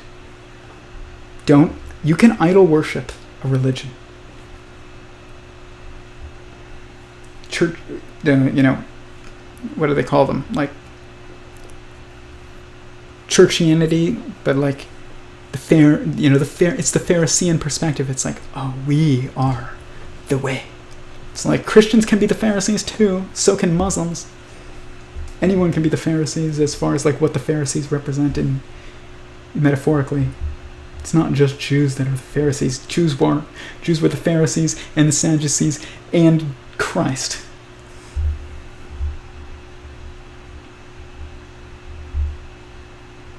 You cannot see heaven with baptism in Christ. I'm assuming you're saying without baptism in Christ. No is not religion is made. Heaven is planet Earth. No, it's not. Take care of yourself. Yes, definitely do that. Earth is the change space. Heaven is not the change space. It's the quantum substructure. where information is saved but not changed. It's like heaven is your hard drive where information is saved to, and your desktop where things are constantly moving around. That's earth. Yahweh is love, yes. Planet Earth is an eclipse between heaven and hell. Yes, to some degree. Earth is just what you get when you get sin and free will. Yes. We are the God and Goddess here on Earth. We're pieces of God, but we're not. Nobody is the totality of God. Other than the Messiah is the central point, a singularity of what is essentially the same structure as God the Father, at least, but nothing else is. Whether or not you want to say then that that's God, or whether or not that's the closest thing to God but still a creation, that is not a debate we're going to have here right now, but it is an interesting debate. I don't think we can know. Just know that the reason why it's such a debate is because it's almost doesn't matter. I don't believe in religion. I believe in Christ. Good. I don't believe in religion either. But I do believe in Judaism, Christianity, and Islam. One of them is a way of life. One of them is a people. And the other one is a cornerstone belief. I'm going to get on. It's going to time me out on Instagram because we've gone so long in a minute and 50 seconds. So I'm going to get through these. Pray. Yes, pray. Pray for you. I pray for you. I really do. I don't know what you're going through, but I pray for you. Go to church and dance. Yes. Baptism is the ultimate act of surrender to God. In some ways, yes. Hi, son of world. Okay, I love you. You're free to do whatever you want. I wish you go and do well. Same, Jeff. Absolutely the same. See you, Tyler. Talk as always. Yeah, see you, Jeff. Spread love. Yes, we are gods. Okay. And then reality, we are ignoring the three principles of logic. All the early Christians were Jews. Yes. They were Israelites, at least. A lot of them were Jews, but they were at least Israelites. After Christianity, it split, and most of them were lost. A lot of them became Christians. What are three principles of logic? Yeah. A. Contradiction. I don't know what that is. Yeah, explain it better in comments on this video, because this is going to shut off. Prophetic spirit of Gnosticism, what comes up in the book of Jude. Gnostics would go on, Antichrist spirit, and would eventually come to deceive many in the world. Maybe. I think about it sometimes. Love 24/7. Don't think that I'm not self-aware of that. I am. There is right here. Deception of other people in the world is always going to be true. Peace out, Instagram. But YouTube's still going. Deception of people in the world is not the same as meaning that the originators did not speak the truth. It is always true that what is spoken is then misinterpreted. And what's scary is, like, Islam, Christianity, and Judaism are all subjective truths.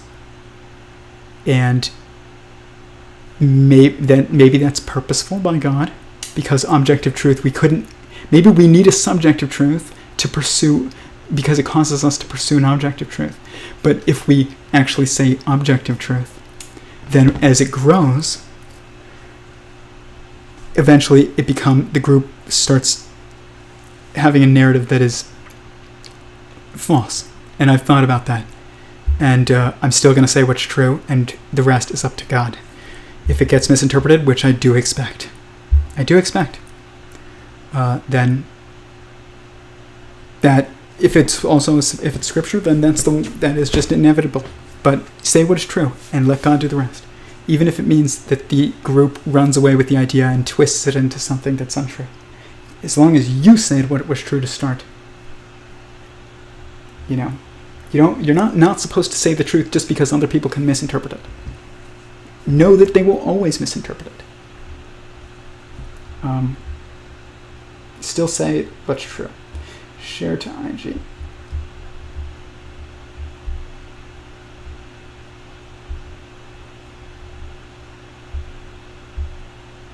I'm sharing to Instagram, and then I'm going to get off YouTube.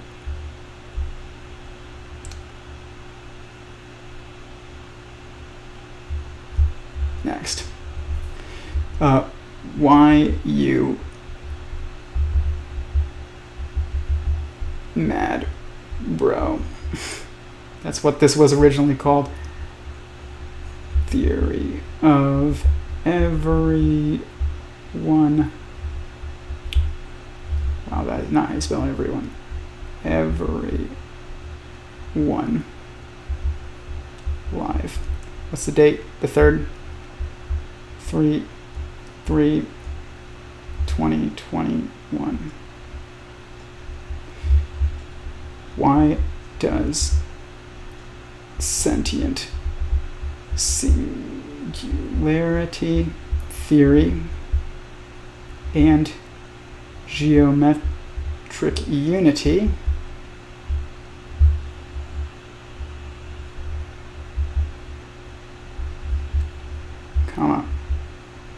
and other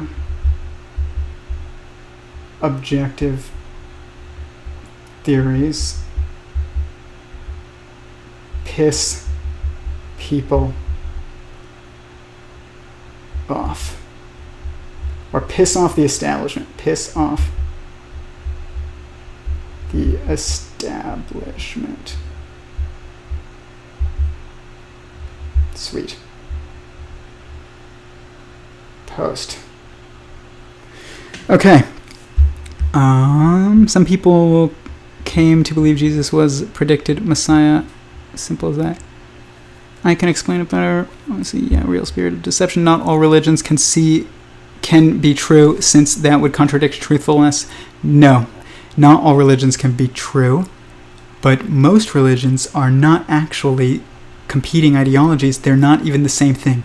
Judaism is not the same thing as Christianity. One is a belief, one is a people, and Islam is a way of life.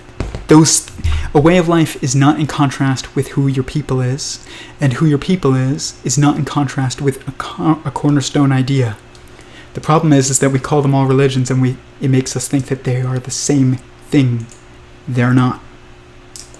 They're objectively defined differently. And you can look at what makes somebody Jewish to see that. You can look at what makes somebody Muslim to see that. And you can look at what makes somebody Christian to find out what these are actually. Don't just assume they're all religions. That's wrong. You have to look at what makes somebody Christian, and what makes somebody Jewish, and what makes somebody Muslim, to realize they're not the same structures and never were meant to be. Anyways, I'm going to go. Thank you all for being here. If you like this work, again, I love these chats. Sometimes they go way outside of what most people would think is relevant. I don't think they actually... You can't escape a theory of everything. But if you think the Sentient Singularity Theory, I recommend you look up sentientsingularity.com to see more details. But if you like my work and you believe in it, clip this, share it. Please hit the like button. And subscribe, and also follow me on other platforms before I get censored on multiple, which I will. And also, if you can and you believe enough in it, it's very helpful for people to contribute to my Patreon, because I'm trying to do an experiment, and I'm trying to do this consistently and build the project, and it's helpful to have a source of income to live, and also to fund the experiment. But the problem with being a philosopher is that if people find out what you are find out that you're doing a project outside of work, and then they see what you're talking about outside of context, and it seems controversial, like saying, "Oh, well, there's actually only 2 races." It's like, that out of context, gonna get you fired. So, if you believe in Sentient Singularity Theory, please contribute to my Patreon. It's on my website. I'll also link it in the message below. And, Peace. I will be back tomorrow at 8 p.m. Good night, y'all.